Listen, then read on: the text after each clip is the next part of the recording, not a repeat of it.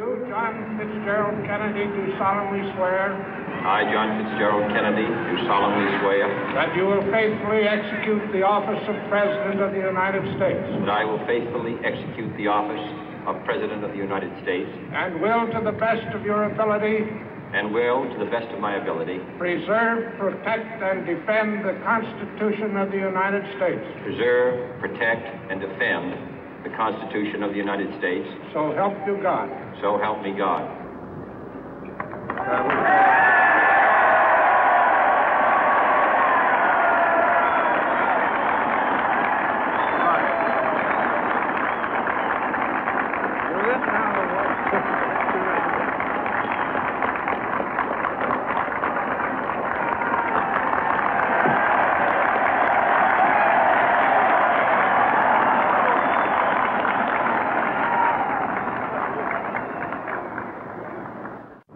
Vice President Johnson, Mr. Speaker, Mr. Chief Justice, President Eisenhower, Vice President Nixon, President Truman, Reverend clergy, fellow citizens.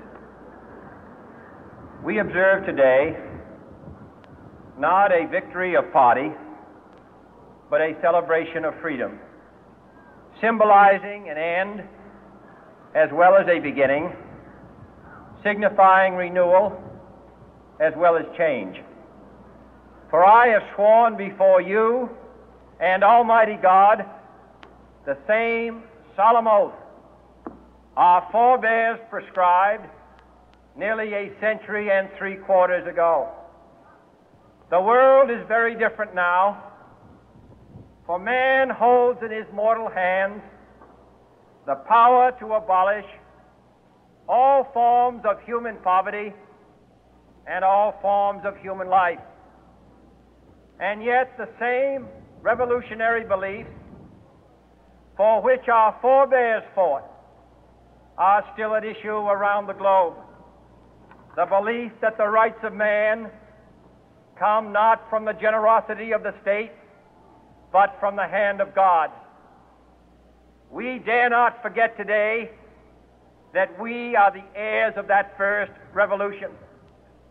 Let the word go forth from this time and place to friend and foe alike that the torch has been passed to a new generation of Americans born in this century, tempered by war, disciplined by a hard and bitter peace, proud of our ancient heritage, and unwilling to witness or permit the slow undoing of those human rights to which this nation has always been committed and to which we are committed today at home and around the world.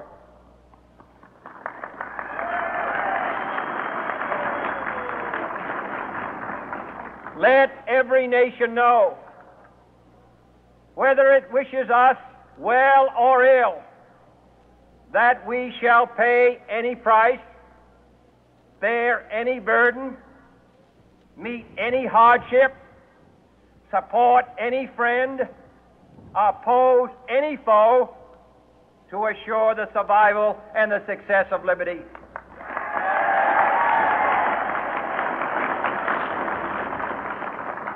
This much we pledge and more. To those old allies whose cultural and spiritual origins we share, we pledge the loyalty of faithful friends.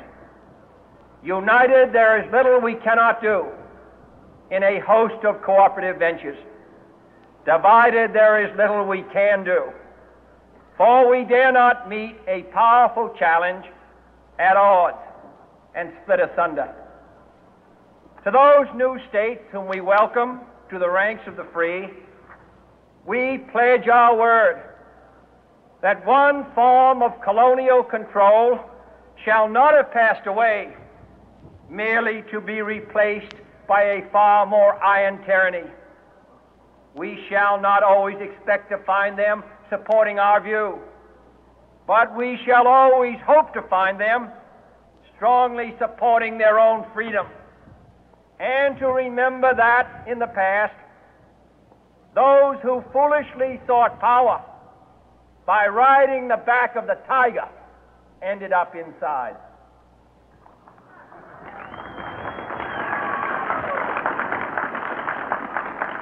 To those people in the huts and villages of half the globe struggling to break the bonds of mass misery, we pledge our best efforts to help them help themselves for whatever period is required, not because the communists may be doing it, not because we seek their votes, but because it is right.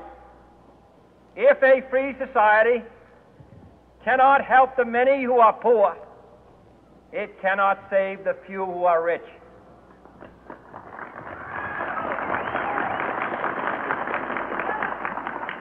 To our sister republics south of our border, we offer a special pledge to convert our good words into good deeds, in a new alliance for progress, to assist free men and free governments in casting off the chains of poverty.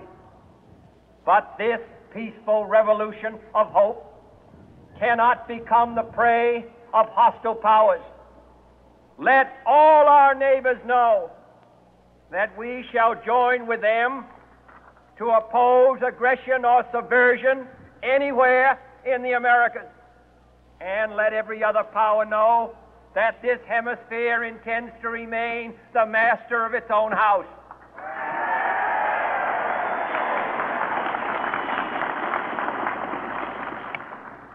To that World Assembly of Sovereign States, the United Nations, our last best hope, in an age where the instruments of war have far outpaced the instruments of peace, we renew our pledge of support to prevent it from becoming merely a forum for invective, to strengthen its shield of the new and the weak, and to enlarge the area in which its writ may run.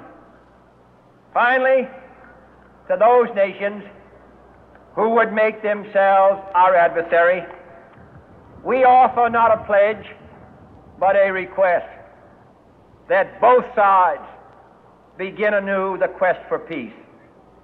Before the dark powers of destruction, unleashed by science, engulf all humanity in planned or accidental self-destruction, we dare not tempt them with weakness, for only when our arms are sufficient beyond doubt can we be certain beyond doubt that they will never be employed.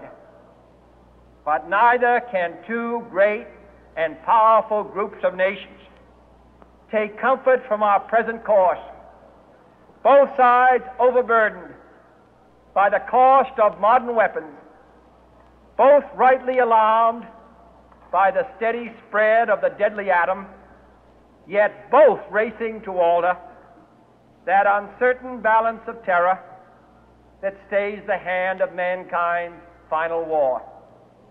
So let us begin anew, remembering on both sides that civility is not a sign of weakness, and sincerity is always subject to proof.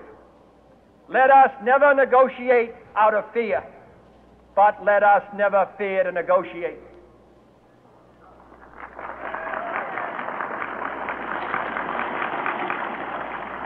Let both sides explore what problems unite us, instead of belaboring those problems which divide us. Let both sides, for the first time, formulate serious and precise proposals for the inspection and control of arms, and bring the absolute power to destroy other nations under the absolute control of all nations.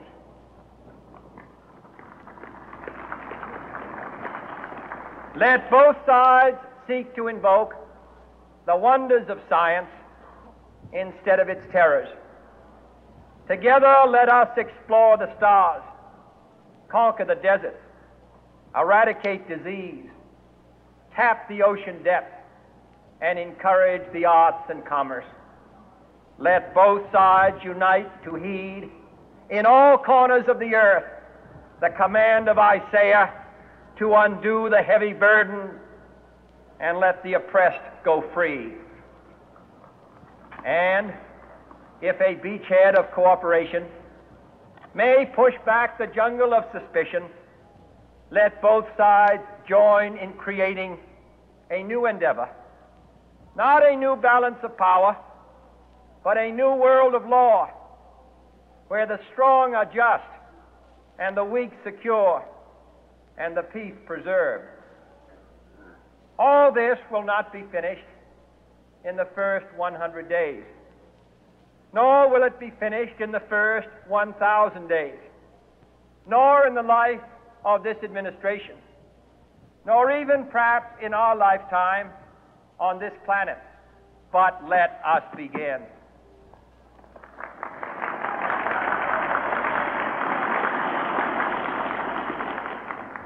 In your hands, my fellow citizens, more than mine, will rest the final success or failure of our course. Since this country was founded, each generation of Americans has been summoned to give testimony to its national loyalty. The graves of young Americans who answered the call to service surround the globe. Now the trumpet summons us again, not as a call to bear arms, though arms we need, not as a call to battle, though in battle we are, but a call to bear the burden of a long twilight struggle, year in and year out, rejoicing in hope, patient in tribulation, a struggle against the common enemies of man, tyranny, poverty, disease, and war itself. Can we forge against these enemies a grand and global alliance, north and south, east and west, that can assure a more fruitful life for all mankind? Will you join in that historic effort?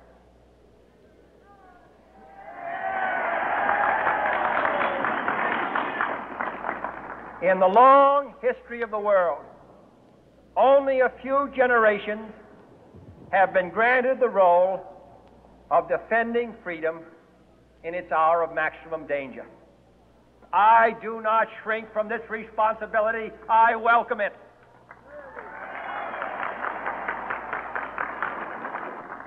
I do not believe that any of us would exchange places with any other people or any other generation.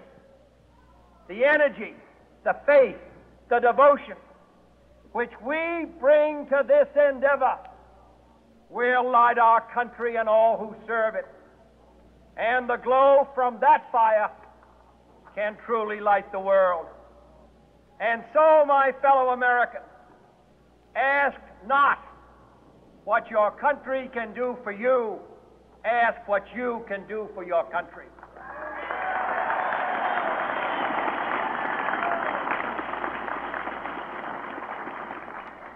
My fellow citizens of the world, ask not what America will do for you, but what together we can do for the freedom of man.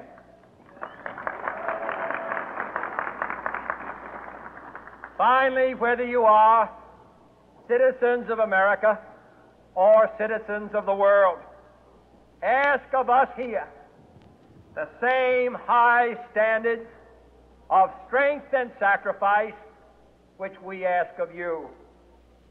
With a good conscience, our only sure reward, with history the final judge of our deeds, let us go forth to lead the land we love, asking His blessing and His help, but knowing that here on earth God's work must truly be our own.